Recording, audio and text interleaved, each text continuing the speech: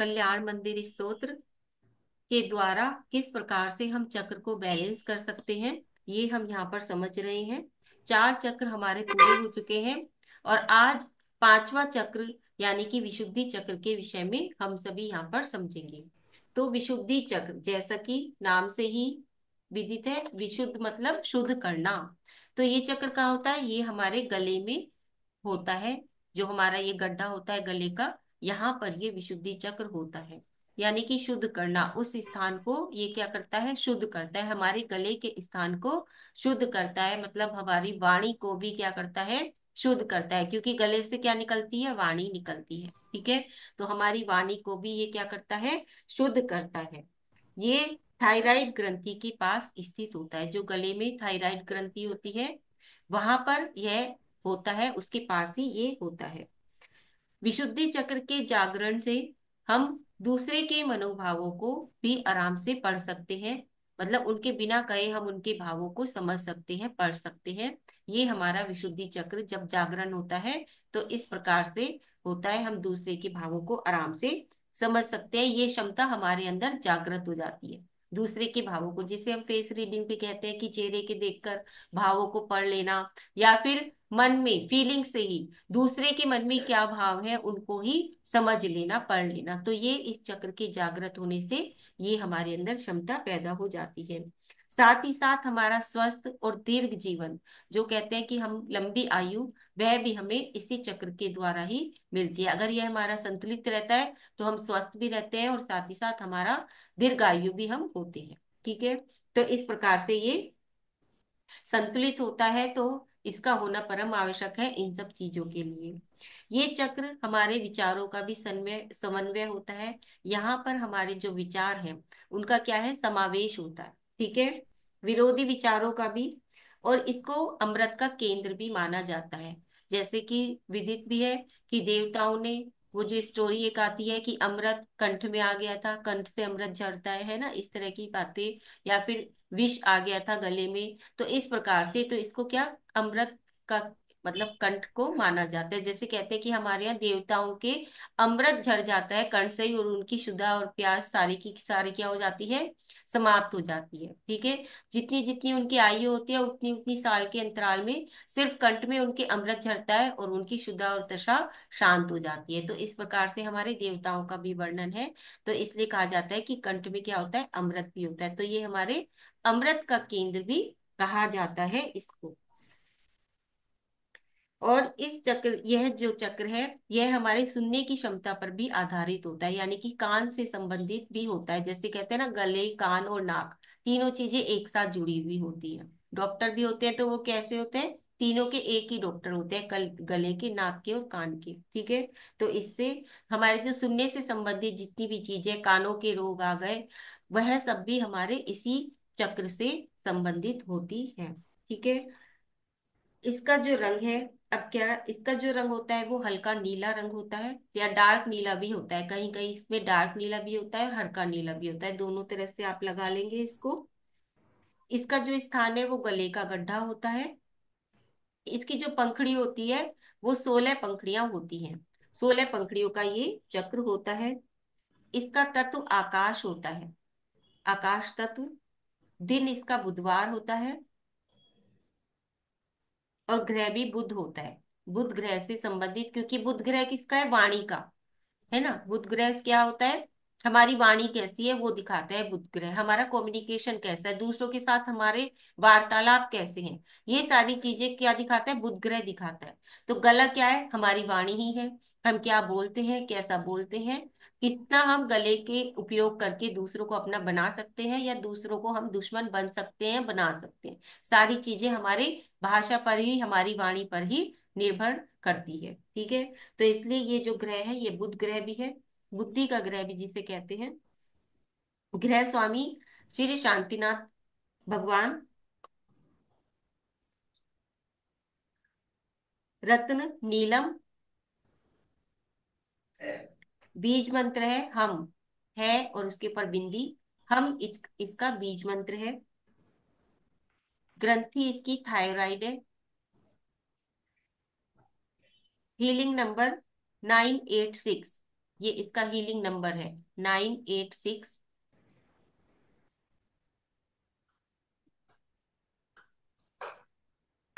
इसके जो फल आएंगे वो आएंगे ब्लैकबेरी। फल जो आएंगे इसके ब्लैकबेरी, ब्लूबेरी, जामुन, नीले अंगूर, काले अंगूर, आड़ू, आलू बुखारा, किशमिश, कीवी, सेब और नाशपाती। अगर हम इन चीजों को मतलब जैसे हम जूस बना के या सूप बना के अगर हम चीजों को लेते हैं लिक्विड फॉर्म में, अगर हम चीजों को लेते हैं तो वो ज्यादा हमारे इसमें मतलब फायदेमंद करती है। अगर हम फलों का भी जूस निकाल के पिए तो वो हमें ज्यादा फायदा करता है, ठीक है, विशुद्धि चक्र के लिए। तो जितना हम जूस पीते हैं उतना हमारा ये विशुद्धि चक्र क्या होता है, अच्छा होता चला जाता है।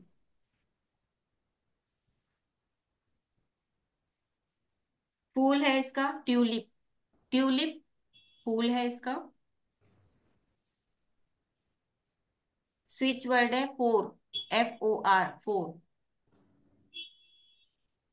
फोर इसका स्विच वर्ड है।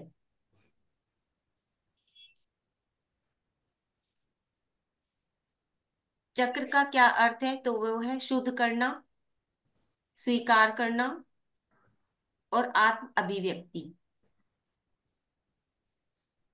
ये इसके चक्र का अर्थ है। ठीक है, अब ये चक्र से कौन कौन से रोग होते हैं वो, या फिर कौन कौन सी समस्याएं हैं और किस उस उनका निदान हम कैसे कर सकते हैं, तो इस चीज को समझते समझते हैं।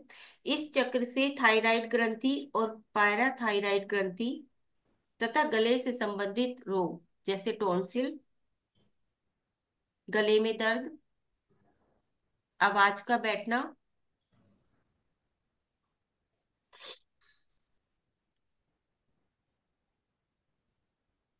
गले की ग्रंथियों का सूजना,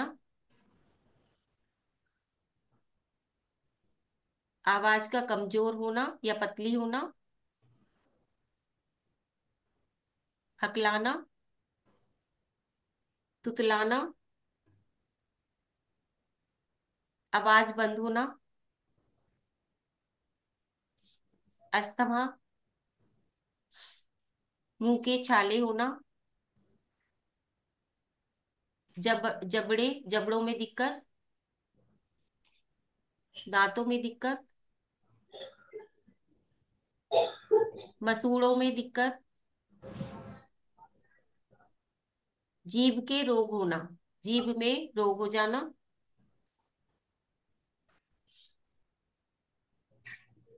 गर्दन व कंधे में समस्या, बार बार बुखार होना, फीवर, कानों में इन्फेक्शन होना, सुनने की समस्या,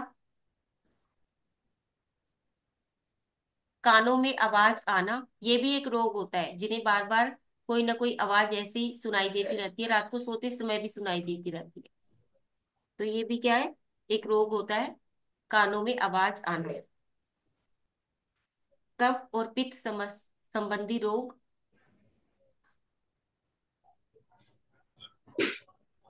हार्मोनल डिसबैलेंस,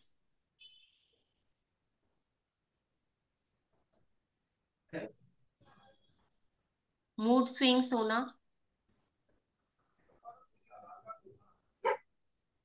मोनोपोज की समस्या,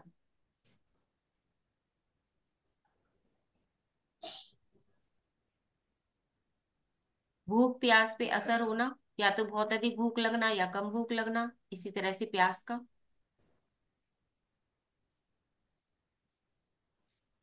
बदलते मौसम में जल्दी से मतलब रोग हो जाना, यानी कि उनका प्रभाव पड़ते ही तुरंत तबीयत खराब हो जाना, जैसे खांसी जुकाम जल्दी पकड़ लेना, गले में समस्याएं जल्दी हो जाना, फीवर तुरंत हो जाना।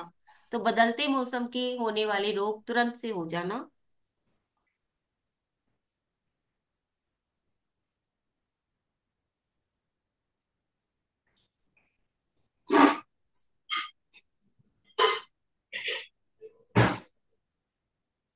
ये तो हो गए हमारे शारीरिक रोग। अब भावनात्मक रोग में क्या आएगा? विचार व्यक्त करने में डर लगना, यानी कि हम अपने विचारों को व्यक्त नहीं कर पाते, हम क्या सोचते हैं वह हम कह नहीं पाते। शर्म, जिन्हें बहुत ज्यादा शर्म आती है, जो बहुत ज्यादा शर्मीले होते हैं वो।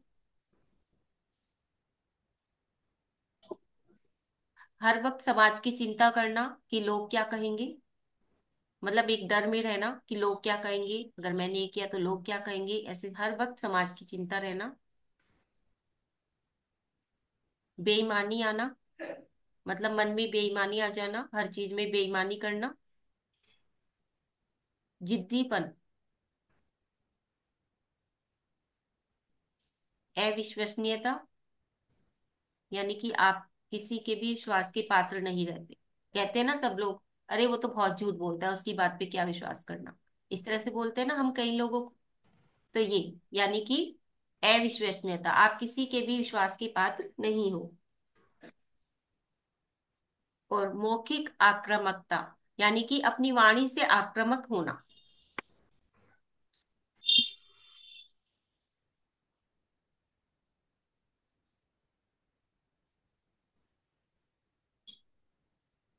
इसमें दोनों तरह से होगा। अगर बंद होता है तो हमारे अंदर इस तरह की भाव आते हैं कि जैसे हम अपने विचार व्यक्त करने में डरते हैं, या फिर शर्म आती है, या फिर बेईमान होते हैं, इस तरह से।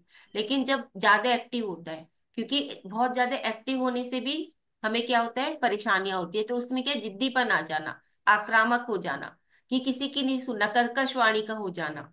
ठीक है, तो इसका मतलब वो जो बहुत ज्यादा एक्टिव है आपका, जो थ्रोट चक्र है ज्यादा एक्टिव है।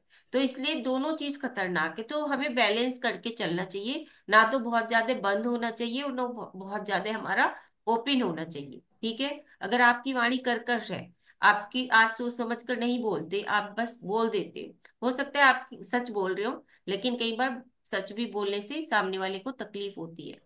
तो इसलिए उस चीज में भी आपको पोलाइटली, यानी कि अपनी विनय गुण लाना पड़ेगा, निर्मलता, आपको कोमलता अपनी वाणी के अंदर लानी पड़ेगी। ठीक है, तो इस तरह से बैलेंस करना आना चाहिए। तो वो चीज है यहाँ पर कि दोनों तरह से डिसबैलेंस हो, तो असंतुलित हो, तो उसको हम इन रेमेडीज के द्वारा क्या कर सकते हैं, संतुलित कर सकते हैं। तो आप देखिए कि आपका बहुत ज्यादा शर्म है, आप सामने अपनी बात को नहीं रख पाते, या फिर ऐसी कि आपके मन में कुछ और है लेकिन आप मुंह से कुछ और कह रहे हैं, तो तब भी क्या होता है, हमारा ये चक्र डिसबैलेंस हो जाता है। या फिर झूठ बोलने की आदत, कि हम बहुत ज्यादा झूठ बोलते हैं, छोटी छोटी बात में झूठ बोलते हैं। कई बार होता है हम अपने को बचाने के लिए भी झूठ बोल देते हैं, तो वो भी झूठ बोलना है, यानी कि सच नहीं स्वीकार कर रहे, कि जो चीज जैसी है, हम डरते हैं सजा पाने से, इसलिए हम छोटे छोटे छोटे छोटे झूठ बोलते चले जाते हैं। लेकिन अगर हम एक बार सच बोल दें तो क्या होगा, छोटी मोटी डांट पड़ेगी, है ना, तो उस बात को सहन कर लें। तो इस तरह से वो झूठ बोलने की आदत, की छोटी छोटी बात में खुद को बचाने के लिए झूठ बोलने की आदत, तो इन सब चीजों से भी क्या होता है, हमारा जो थॉट चक्र है वो क्या होता है, डिसबैलेंस हो जाता है, असंतुलित हो जाता है। ठीक है, और अगर ये हमारा संतुलित रहता है तो हम क्या होते हैं, ईमानदार होते हैं। ठीक है, जो बात जैसी है उसको हम ऐसे ही कहते हैं, उसमें कोई लाग लपेट नहीं लगाते। तो ईमानदार होते हैं जब हमारा ये बिल्कुल संतुलित होता है। आत्मविश्वास से भरे हुए होते हैं, यानी कि हम जैसे हैं ऐसा ही सामने वाले को दिखाते हैं। अगर हमारे अंदर कोई कमी है तो हम उसको ऐसा ही दिखाएंगे, उसमें किसी भी प्रकार का हम आवरण ऊपर से नहीं ओढ़ते हैं।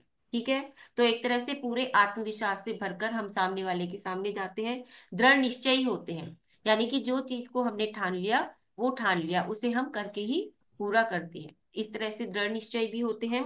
और सच बोलते हैं, किसी से भी डरते नहीं है, अगर हमारा ये चक्र संतुलित होता है तो।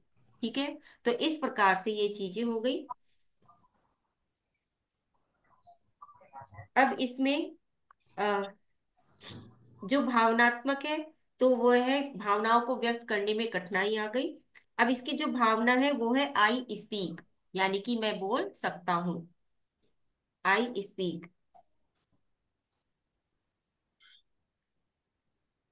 इसका जो प्रतीक है वो है टाइम व्हील, यानी कि समय का चक्र, टाइम व्हील इसका प्रतीक चिन्ह है। वाद्य यंत्र है फ्लूट, और संगीत नोट है पा।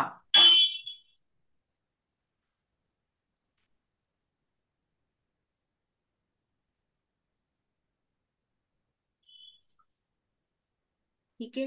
अब इसके लिए हम क्या करें? तो उसके इसकी रेमेडीज है कि हम सबसे पहले तो मंत्र जाप करें।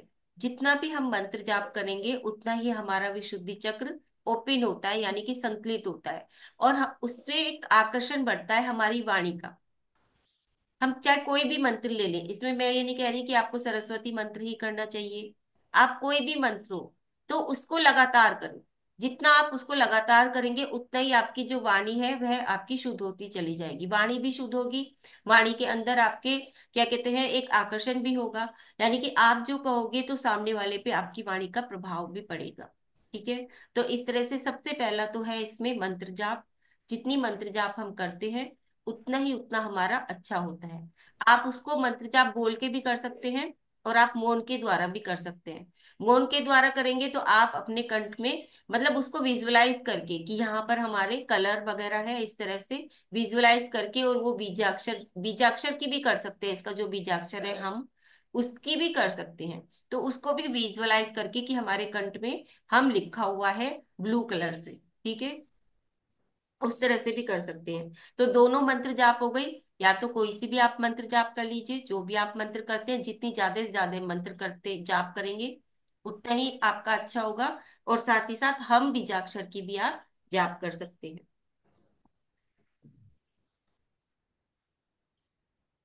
ठीक है। और क्या कर सकते हैं? तो शुद्ध पानी पिए। जितना हम शुद्ध पानी पिएंगे उतना ही हमारा कंठ भी अच्छा होता चला जाता है।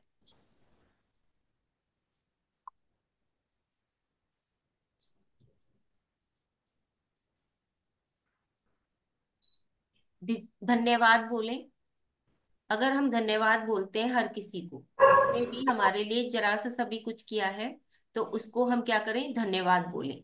ये एक अपनी आदत में ले आए कि छोटी से छोटी चीज के लिए भी हम धन्यवाद बोलें सबको। चाहे वो हमारे परिवार के लोग हों, चाहे वो हमसे छोटे हों। अगर हमसे छोटे भी लोग हैं और वो भी हमारे लिए कुछ कर रहे हैं तो हम उनको भी क्या बोले? धन्यवाद बोले। ठीक है। तो जब हम इस चीज को अपनी आदत में लेकर आते हैं, धन्यवाद के भाव में भरे रहते हैं, तब भी हमारा ये जो चक्र है संतुलित होता है। मौन रहें, सबसे ज्यादा है मौन। ये मैं पहले भी कई बार कह चुकी हूँ कि मौन की साधना जरूर से करें। चाहे तो थोड़े थोड़े दिन के समय के लिए रख लें, जैसे 1 घंटा 10 मिनट से शुरू करके। ठीक है। या फिर जैसे अमावस्या वगैरह आती है, अष्टमी चतुर्दशी आती है, उनको मौन रख सकते हैं। इस तरह से मौन की साधना जरूर करें।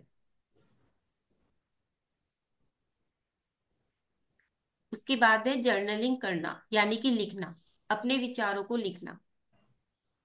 क्योंकि ये हमारे जो नकारात्मक विचार है उनका भी संग्रह होता है यहाँ पर हमारे कंठ में। ठीक है। तो इसलिए जब हम लिखते हैं तो उससे क्या होता है, हमारे वो विचार हमारे से अलग हो जाते हैं, यानी कि वो निकल जाते हैं। तो इसलिए इसका सबसे अच्छा तरीका क्या है? जर्नलिंग करना, लिखना।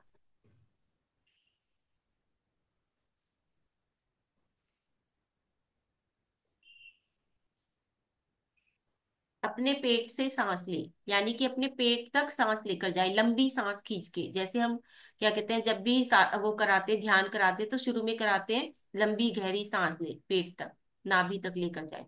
तो उसका अभ्यास करें। जितना हम सांस लेंगे लंबी गहरी, उसको रोकेंगे और फिर छोड़ देंगे, अगर ये हम रोज 5 मिनट भी करते हैं तो उससे भी ये हमारा चक्र क्या होता है?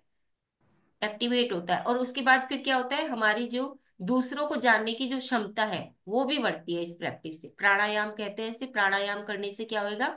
दूसरों को जानने की क्षमता भी हमारी बढ़ती जाएगी, यानी कि उनके मन के विचारों को, उनके विचारों को, यानी कि दूसरे के ऑरा को पढ़ना।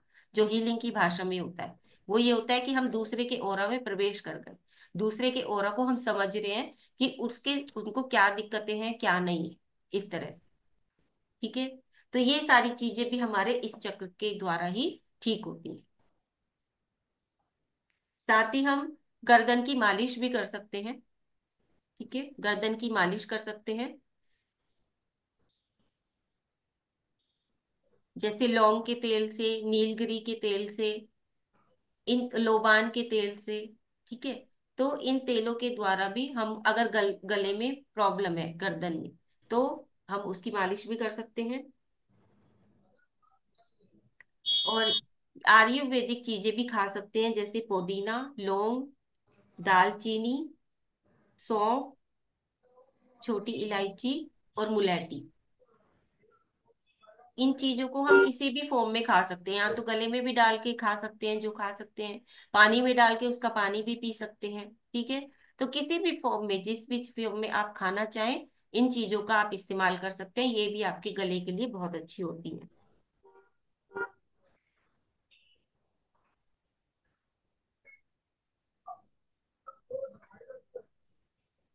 ठीक है, और क्या कर सकते हैं, तो तेल आते हैं एक तरह से, जैसे लोबान, नीलगिरी, लौंग आदि के तेल आते हैं, तो उनको आप अपने हाथ में रगड़ सकते हैं हल्का सा, जैसे हम इत्र लगाते हैं इसी तरह के तेल भी आते हैं। और एक वो भी आता है, मतलब पानी के अंदर थोड़ी सी बूंद डाल दो और उसको स्विच में लगाते हो तो उसकी खुशबू चारों तरफ फैल जाती है। मुझे नाम नहीं याद आ रहा उसको क्या कहते हैं अभी। कपूर बोलते हो उसे, कपूर होता है। कपूर नहीं, वो लौंग वाली, वो पानी डाल के और उसमें वो तेल की शीशी आती है छोटी छोटी सी। एक मिनट मेरे पास है,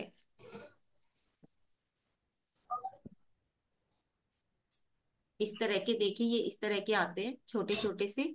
इनके अंदर ना हर रंग के, मतलब हर हर कलर, हर उसके तेल होते हैं, ये छोटे छोटे से खुशबू वाले होते हैं। मैंने नीतू शायद रेकी की क्लास में समझाया था, अभी मुझे नाम बिल्कुल भी याद नहीं आ रहा है इनको कहते क्या है, और मैं पढ़ भी नहीं पाऊंगी। असेंशियल ऑयल होते हैं, हाँ, असेंशियल ऑयल होते हैं ये।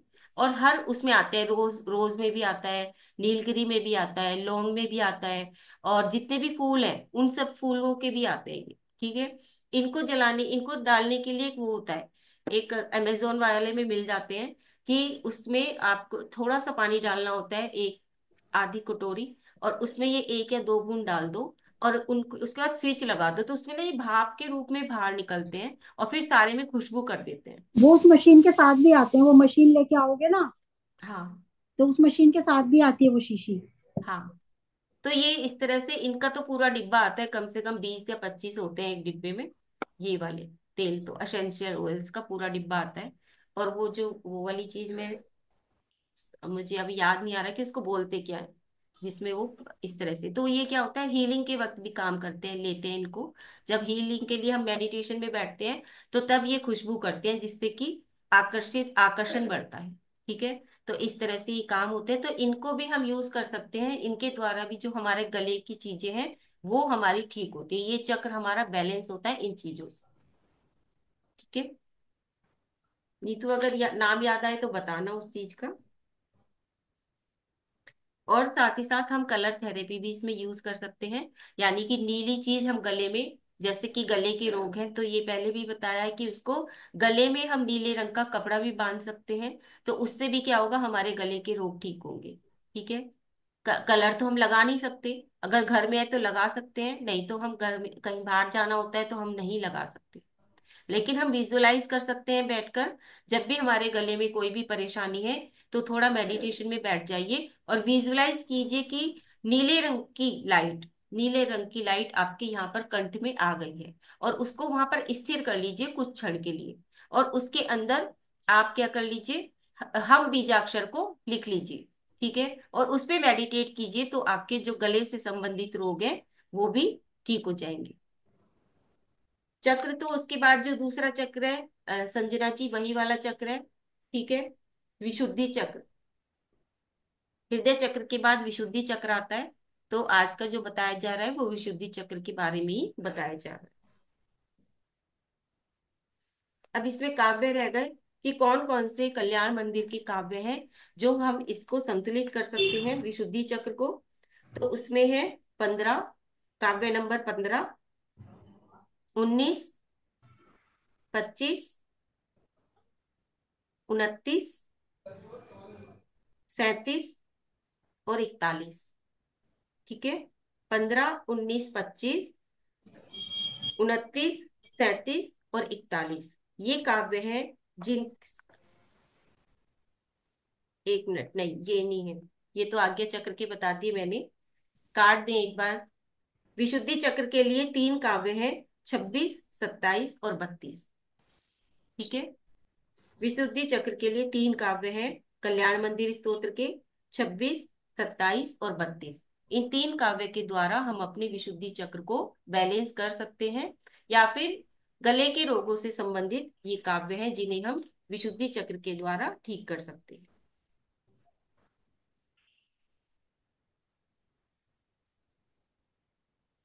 ठीक है, तो बता दी मैंने सब कुछ रेणु जी। हाँ जी, हाँ जी। हो गया। हाँ, ठीक है। तो इस प्रकार से ये हमारा हुआ विशुद्धि चक्र का। अब अगर कोई कुछ पूछना चाहता है तो पूछ सकते हैं।